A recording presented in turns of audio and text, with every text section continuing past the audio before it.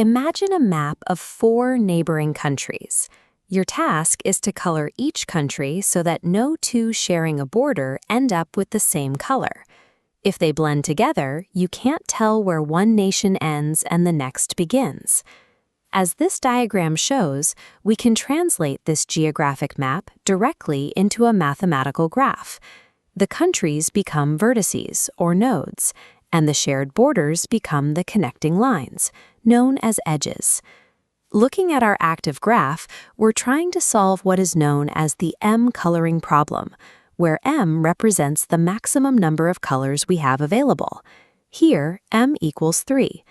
The absolute rule is strict. Adjacent vertices must have different colors.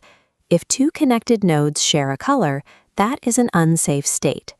However, non-adjacent vertices are perfectly free to share the same color.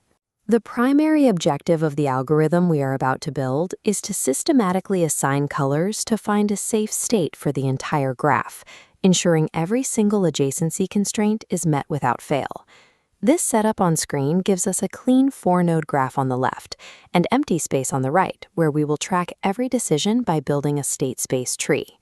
We have 3 colors to work with: red, green, and blue. We start by assigning red to node A. Moving to node B, the algorithm tries red first. The shared edge immediately flags this as unsafe.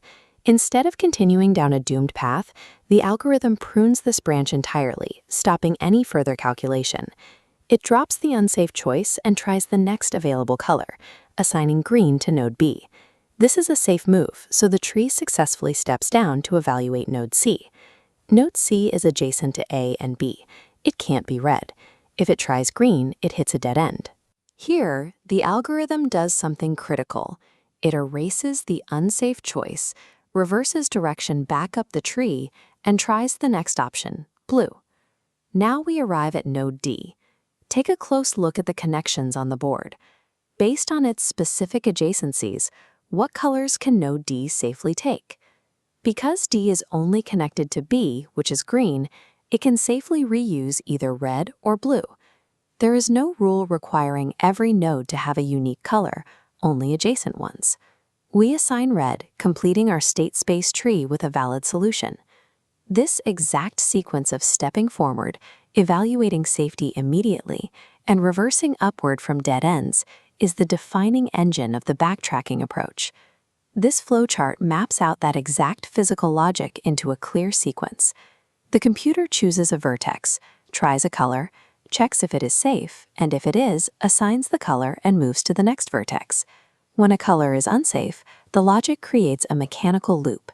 It goes right back to try the next color. If it exhausts every color option and none are safe, the algorithm executes its most important command: remove the previous color and backtrack. Looking at this pseudocode, we see how the computer handles that loop. If a color is safe, the function recursively calls itself for the next vertex. If that future path fails, it hits this specific command to remove the color, undoing the assignment. This recursive structure perfectly mirrors the physical act we saw earlier. Every recursive call is the algorithm stepping one level deeper down the branches of the state space tree, and every return is the algorithm climbing back up to escape a dead end. By pruning away dead branches early, backtracking saves a massive amount of computation time. Yet, in computer science, this algorithm is still considered highly expensive to execute. This mathematical plot shows exactly why. For every single vertex n, the algorithm might have to try every single available color m. Multiplied across the entire graph, worst-case time complexity results in an exponential curve of O of n to the n. Alongside computing time, it physically remembers its path.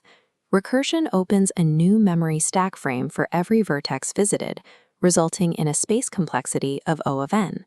This matrix on screen is your shortcut to remembering the exact procedural steps we just covered: V for vertex, C to try color, S to check if safe, N to move to next, B to backtrack when you hit a wall. Despite its heavy exponential cost, this deliberate mix of trial, recursion, and pruning makes graph coloring incredibly reliable. It is the exact mathematical foundation modern compilers use to safely allocate CPU registers, and precise logic used to ensure hundreds of overlapping exams are scheduled without a single conflict.